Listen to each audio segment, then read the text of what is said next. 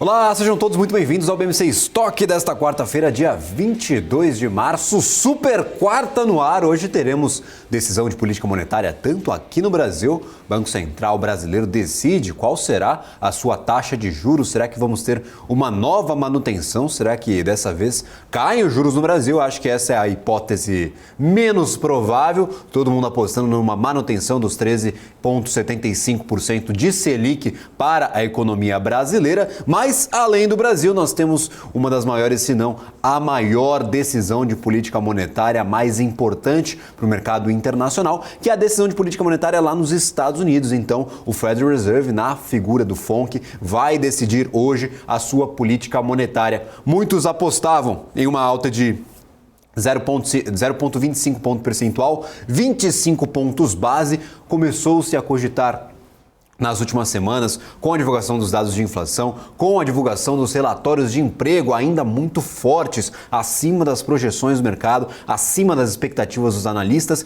Então o mercado começou ali a talvez precificar 50 pontos base de aumento ainda nesta reunião. No entanto, a crise no setor financeiro, a quebradeira de bancos internacionais, principalmente lá nos Estados Unidos, nós temos o Silicon Valley Bank que quebrou, teve a intervenção do FDIC e do Federal Reserve. Nós tivemos o Signature Bank, que não chegou a quebrar, mas também foi intervido, teve a intervenção do FDIC para garantir os saques dos depositários. Nós temos agora o First Republic Bank, também com problemas em suas operações, recebendo aportes de instituições financeiras privadas para estabilizar as contas, e também o Silvergate Bank, que prestava serviços ao mercado de criptoativos e agora também está com problemas com as suas operações, inclusive encerrando os contratos históricos aí com algumas das principais exchanges do planeta. Então, essa grande crise, a gente consegue colocar aí também Credit Suisse nessa onda, nesse balaio, Credit Suisse que foi vendido para o UBS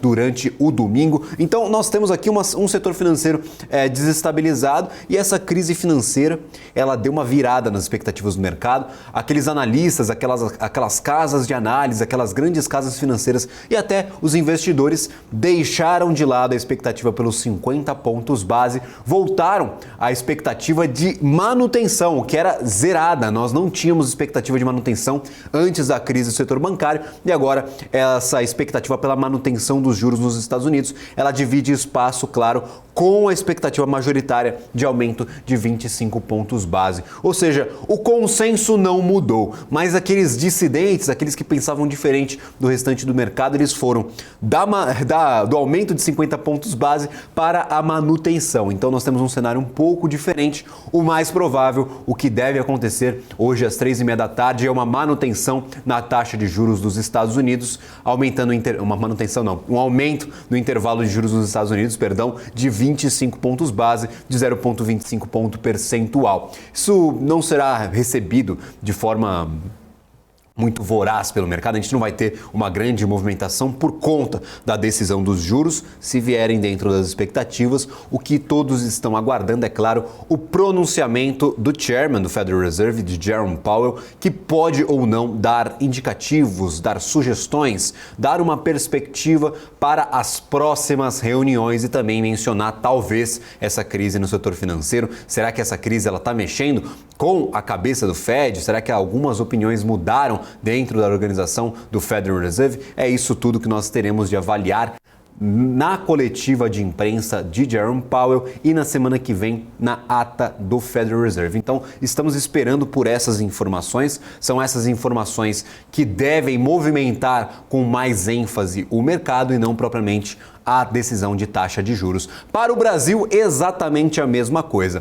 A expectativa majoritária, o consenso, é a manutenção dos 13,75 ponto percentual de Selic. No entanto, o que todos estão esperando é pelo pronunciamento da instituição, é por talvez alguns indicativos sobre teto de gastos, que agora não será o teto de gastos, será outro mecanismo de controle fiscal, um novo arcabouço fiscal que foi deixado para ser apresentado talvez na próxima semana. Sobre reforma tributária, sobre manutenção ou não dessa política de estabilização dos juros no Brasil. Será que podemos ver os juros caindo no Brasil ainda neste ano? Para o mercado, sim. Para alguns especialistas pontuais, não tem essa possibilidade. E para o governo tem que cair já, tem que cair amanhã, tem que cair depois de amanhã, tem tem que cair o tempo todo, porque, segundo o Executivo Nacional, as taxas de juros no Brasil são proibitivas para o crescimento do país e não deveriam estar neste patamar. Lembrando, o juro real no Brasil é um dos maiores, se não o maior do planeta. Então nós temos essas duas vertentes, essas duas brigas, essas duas forças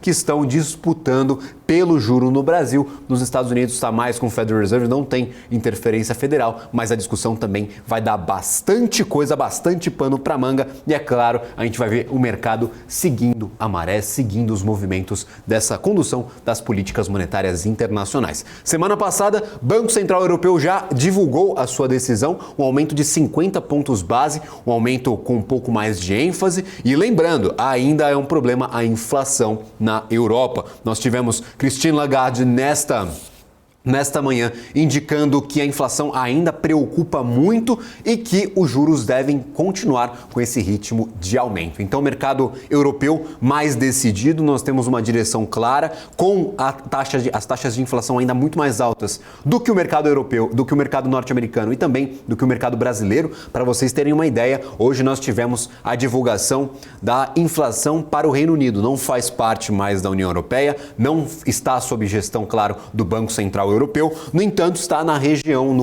mesmo continente, uma inflação de 10,4% no agregado de 12 meses. Isso é muito maior do que o Brasil, isso é muito maior do que nos Estados Unidos, ainda é muito preocupante e é maior do que as expectativas do mercado, que estavam em 9,9% de acumulado nos últimos 12 meses. Então, expectativa de 9,9%, realidade de 10,4% de inflação para o Reino Unido, e esses números altos, essas altas taxas de inflação, elas se repetem para outros países na Europa, inclusos os que estão sob gestão do Banco Central Europeu. Mas o que será que isso muda na nossa vida, na vida dos investidores? Muda que hoje o ritmo é de cautela, pé atrás, o pessoal não está saindo muito do lugar, os ritmos estão um pouco mais contidos e, lembrando, esses índices acionários estão oscilando entre o positivo e o negativo. Hora positivo, hora negativo, tá raso, tá fundo, tá raso, tá fundo, tá bom, tá ruim. A gente deve permanecer nesse ritmo até propriamente dito a tomada de decisão, a divulgação da política monetária lá nos Estados Unidos hoje às 3h30 da tarde, e também no Brasil a gente deve ver os movimentos mais voltados ali à decisão de juros só amanhã, porque a divulgação será depois do fechamento do mercado, às 6 horas da tarde. Então o mercado fecha às 5, temos aftermarket até às 6, a partir das 6 nós receberemos essa publicação, a divulgação da decisão do Comitê de Política Monetária Brasileiro. Vamos para os mercados internacionais, começando pela Ásia, que é quem opera primeiro, quem encerra primeiro e, claro, quem motiva alguns dos principais movimentos na nossa Bolsa de Valores, principalmente em relação a commodities. Nós temos um movimento majoritariamente positivo no dia de hoje. Quem se destaca mais é o índice japonês. No entanto, temos que avaliar com cuidado. Ontem nós tivemos um dia muito positivo para as bolsas na Ásia e o Japão não negociou por conta de um feriado local. Então nós temos aí um movimento conjunto entre ontem e hoje acumulado para a Bolsa de Valores lá no Japão. Nikkei 225, 1,93% de alta, quase 2% de alta para Nikkei. Lembrando, é uma bolsa um pouco mais estável do que o restante. No entanto, não negociou no dia de ontem, que foi um dia bem positivo para os mercados na Ásia. Então, acho que os investidores ali estavam esperando para clicar a compra em índice acionário japonês ou também, claro, adquirir ali algumas empresas listadas no país. Nós tivemos aqui Xangai 0,31% de alta,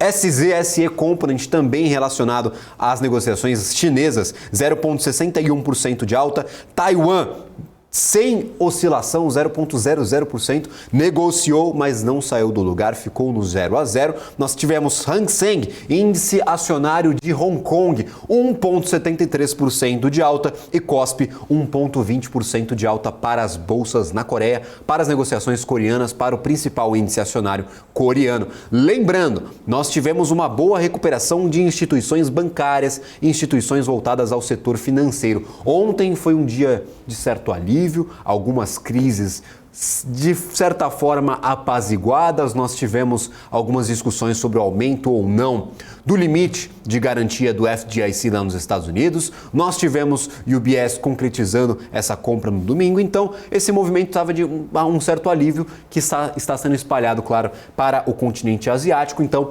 principais destaques dessas bolsas que eu mencionava estão sendo praticamente tomados ali pelo setor financeiro, bancos e instituições financeiras, seguradoras, tem negociadoras de ativos. Então, tem bastante coisa no setor financeiro que se destacou hoje lá na Ásia. Para a Europa, como eu mencionava, estamos no finalzinho das negociações e ritmo de cautela, pé atrás, sem muita movimentação. Os índices, todos os principais pelo menos, estão sim em patamar positivo. Então temos DAX na Alemanha 0,15% de alta, FTSE no Reino Unido 0,42% de alta, ou seja, acima de DAX e de outros índices que eu vou mencionar a seguir, embora tenhamos ali uma divulgação de inflação acima das métricas, inflação de 10,4%, como eu mencionava nos últimos 12 meses para o Reino Unido. Notícia preocupante, mas o mercado parece não estar nem aí, pelo menos para essa divulgação pontual do dia de hoje.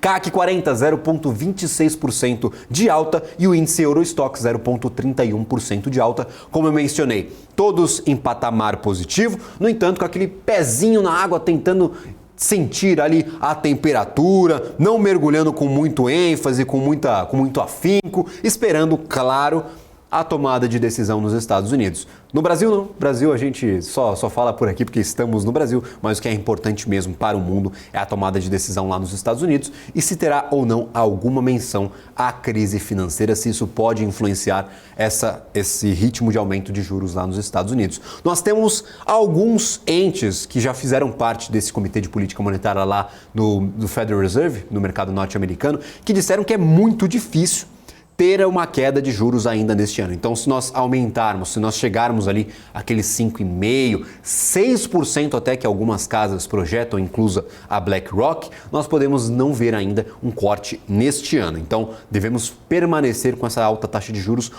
por um período um pouco mais alongado, por um período maior de tempo. Vamos para os Estados Unidos agora. Todo mundo estava no positivo, virou todo mundo para o negativo.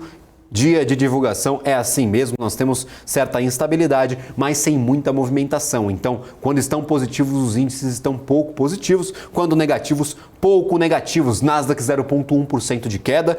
Índice S&P 500, 0,1% de queda, quase 0,2%, 0,19% de queda. E índice Dow Jones, 0,20% de queda. Então, movimento negativo, deu uma virada, isso influenciou, claro, a nossa Bolsa de Valores aqui no Brasil, que eu já trago as atualizações. No entanto, nós temos, claro, um ritmo de calma, um ritmo de cautela, um ritmo de aguardo. Todo mundo está esperando essa tomada de decisão.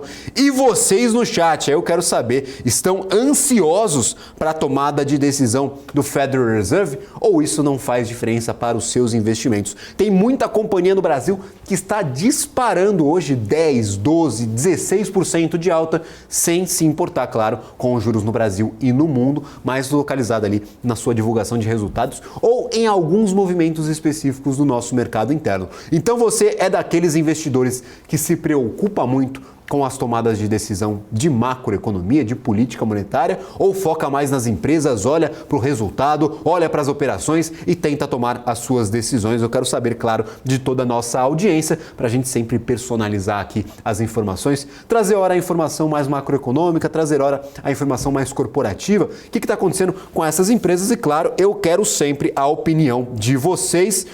E o Regis já mandou aqui, ó, não faz diferença, pois só invisto no Brasil. Olha só, Regis, faz bastante diferença.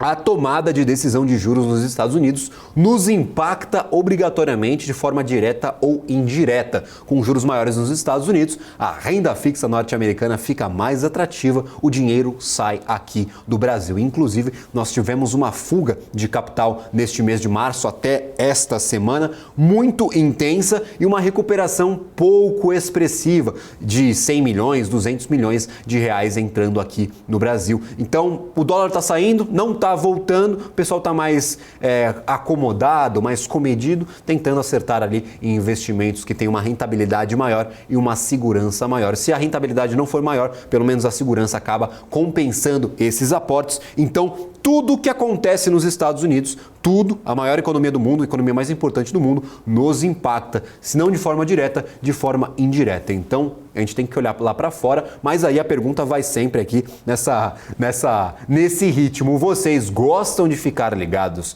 nesses assuntos? Ou, claro, selecionam as empresas que preferem investir, ficam naquelas empresas que se importam mais com as operações? Lembrando, um não anula o outro, um não é excludente ao outro. Essas formas de olhar para o mercado são formas distintas, mas não excludentes. Eu só quero saber qual é o perfil aqui do nosso investidor, do investidor que acompanha a BMC News todos os dias. Então, deixa um abraço aqui para todo mundo que está nos acompanhando. O Crio, eu acho que eu vou falar errado, mas é Crio tá mandando as suas mensagens, tudo que tá impactando aí, falando que é corajoso de investir no Brasil. É corajoso mesmo, porque mês de março e mês de fevereiro aqui no Brasil foi uma bela de uma...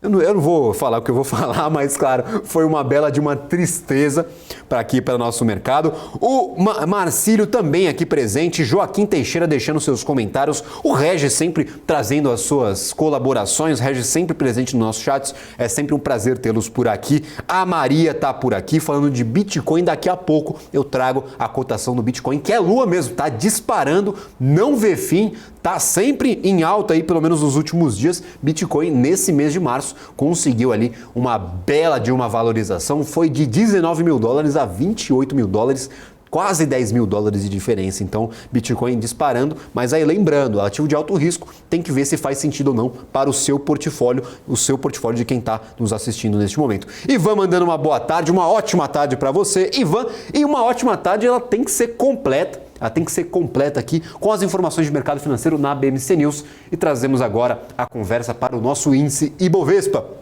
Ibovespa também em ritmo de cautela, vou até ampliar essa figura aqui do dia de hoje, 0,14% de queda, no entanto, foi para cima, foi para baixo, está basicamente ali próximo do preço de abertura, 0,1% de queda. Então, nós já chegamos ali a ter o Ibovespa oscilando em patamar positivo, nós já tivemos o Ibovespa mais negativo do que estamos vendo neste momento, agora a gente está em ritmo de estabilização, nem para frente nem para trás, mais ou menos ali no meio do caminho. O que é interessante e preocupante para o investidor, 100.857 pontos.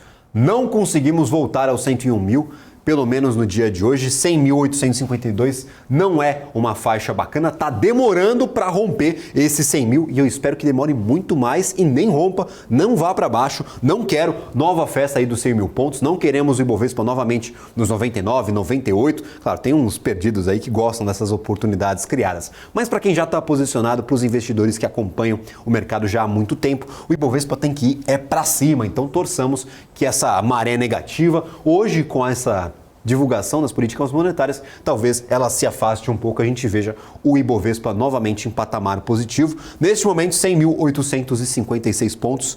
E aí eu quero fazer o bolão. Nós vamos ou não passar aí para baixo desses 100 mil pontos? O que vocês apostam? Agora é aposta mesmo, porque não tem como prever. Tem gente que gosta das análises técnicas, mas nem os analistas técnicos conseguem dizer se a gente vai passar dessa área de desse fundo aqui do poço dos 100 mil pontos, que é uma área bem interessante, uma área difícil de romper, então a gente está batendo e voltando.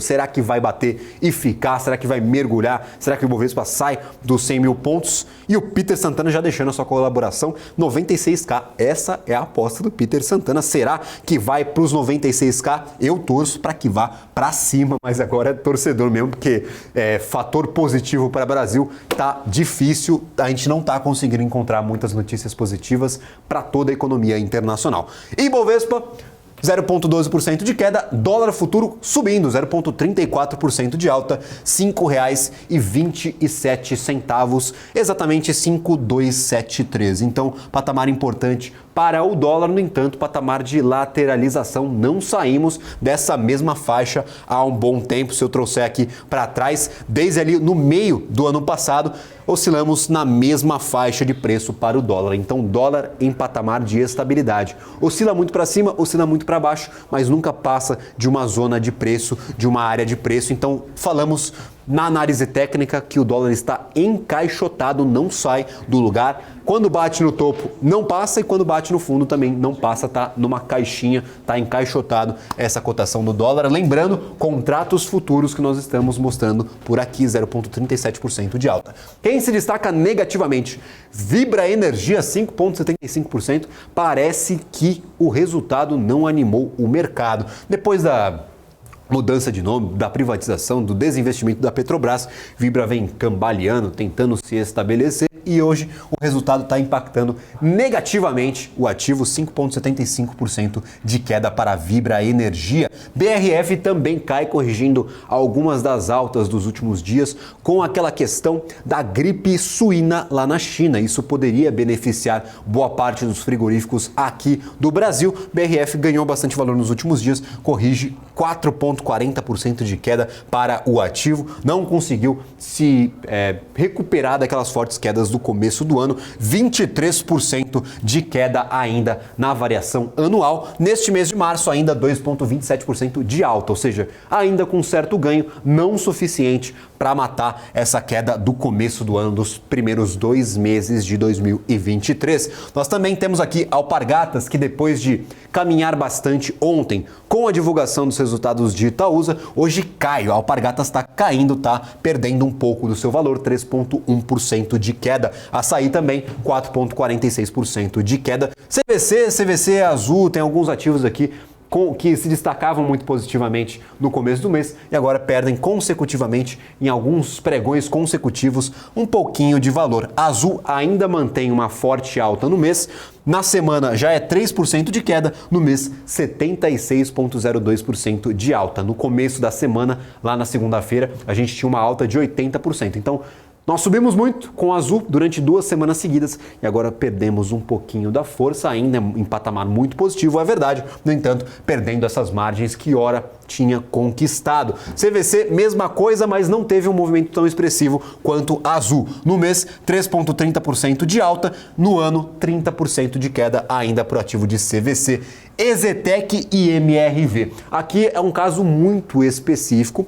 Nós temos 2 construtoras que se beneficiarão de um programa habitacional aqui da cidade de São Paulo, o Pode Entrar. Ele já recebeu ali algumas propostas, já separou 70 empreendimentos que receberão o aporte da prefeitura e deve separar mais 20 mil unidades que receberão esse aporte, e essas 2 companhias podem se beneficiar muito dessa praça específica da cidade de São Paulo com esse programa habitacional. Então nós temos aqui 6,34% de alta para a EZTEC e 3,77% de alta para MRV. CCR Rodovias em patamar positivo, 3,23% na verdade.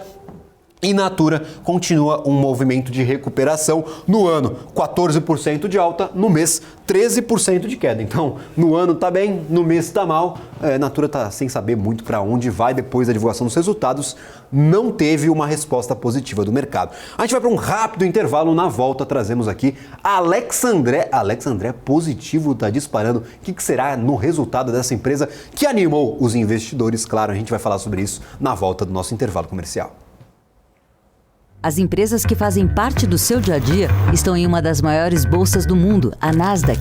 E a boa notícia é que você pode investir nessas empresas diretamente pela Avenue, sua corretora nos Estados Unidos. Com os dados das ações dos Estados Unidos fornecidos pela Nasdaq em tempo real, o cliente Avenue pode acessar diretamente as maiores bolsas do mercado americano. Entre neste mercado de tecnologia e inovação. Acesse avenue.com.br/Nasdaq e seja bem-vindo ao mercado global. Você está cansado da mesmice, negociando em plataformas com ferramentas desatualizadas? Falta variedade e funcionalidade? Aproveite nossa grande seleção de ferramentas de trade. Baixas taxas de negociação, suporte em português 24 horas por dia, com mais de 200 criptomoedas disponíveis para trade e a facilidade de depósitos com Pix. Aproveite o futuro agora. Bybit. Abra sua conta hoje mesmo. Bybit.com.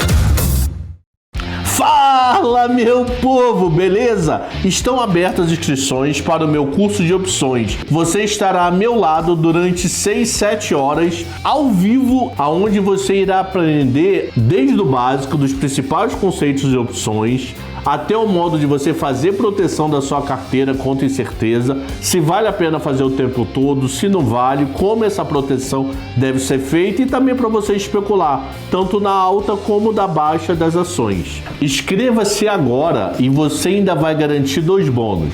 O primeiro bônus, a carteira recomendada de opções de Marcos Saravalli, e o segundo bônus, a carteira de financiamento também de opções com Marcos Saravalli.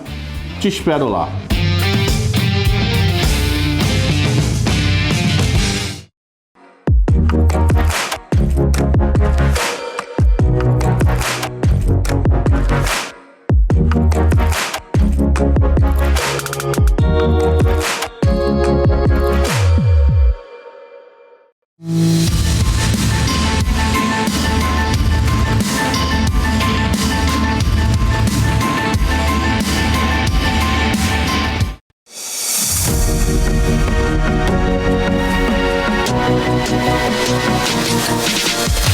BMC News, informação que gera valor.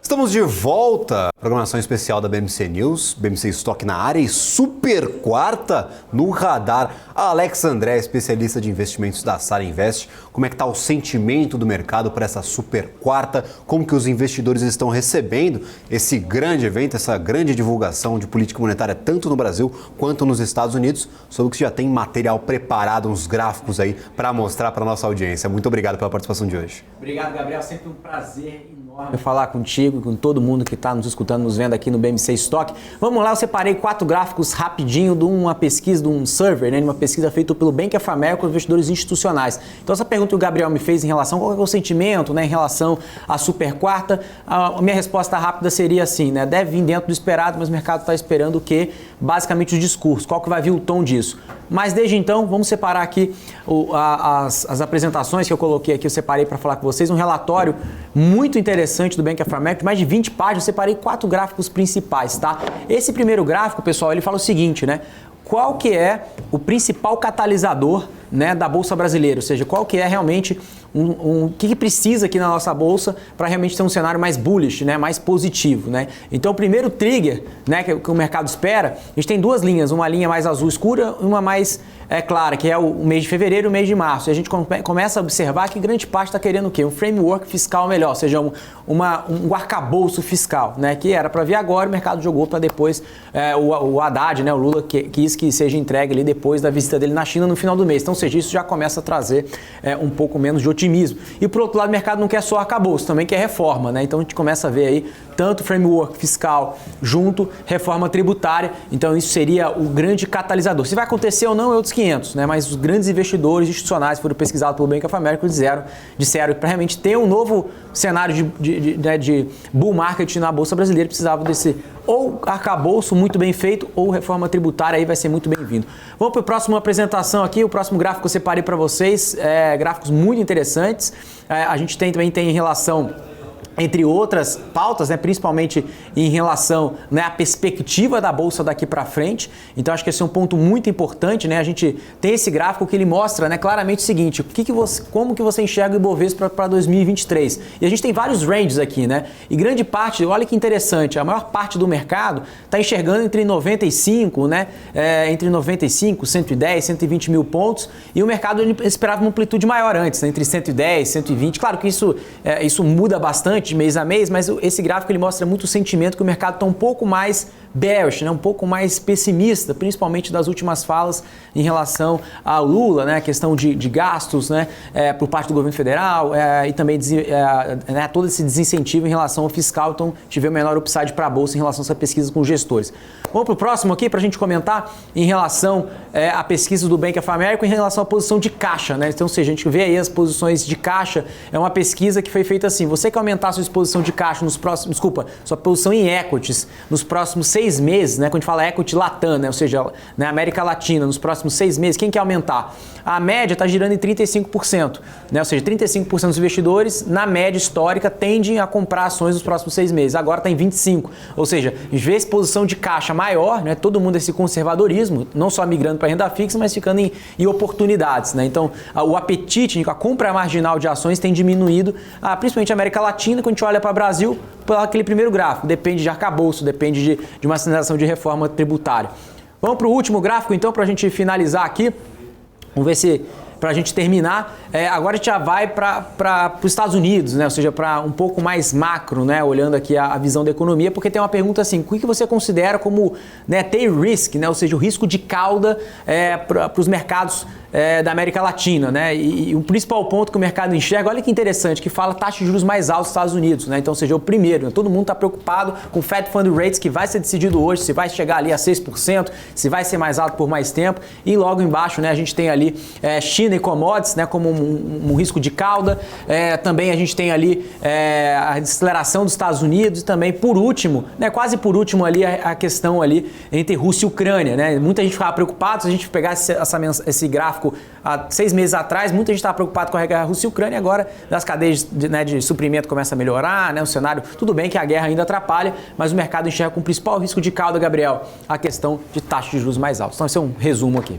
Resumo macro, a gente estava tendo essa discussão um pouco mais, um pouco antes aqui no nosso programa, falando se os investidores aqui eles gostam de ficar olhando para o macro ou pega uma empresa, olha a fundo e fica só naquela companhia nas suas operações. Agora saindo do macro, up, né? Indo para as operações, nós tivemos resultados divulgados ontem ao fechamento do mercado, resultados que motivaram aí umas fortes altas aqui na nossa bolsa de valores. Dentre essas altas eu separei uma especificamente porque a gente já vem falando sobre ela há alguns dias. A positivo, 13,63% de alta para o ativo de positivo.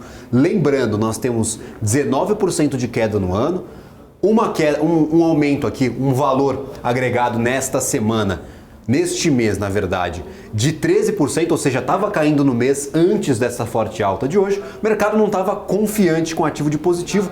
O que mudou na cabeça do mercado, pelo menos nos investidores que estão entrando agora no ativo, para o ativo de positivo, para a empresa positivo? Os resultados eles vieram muito acima das expectativas, as operações estão muito bem.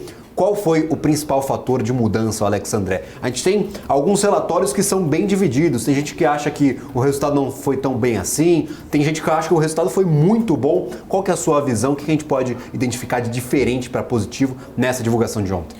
Vamos lá, a gente tem pouco tempo aqui para o estoque, mas vou tentar falar rapidinho de positivo. Guidance para a companhia para 2023, tá? Eles bateram o guidance, 5,9 bi de receita bruta, que eles tinham prometido para entregaram. Né? A gente também vê uma expansão de EBITDA. Olha a margem de EBITDA para 19%. A expansão de margem de EBITDA foi muito forte, margem líquida também para 10%.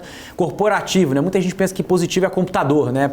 Que você vê na loja, aquele celular que você compra. Não, pessoal, varejo hoje é 18%, assim como instituições públicas.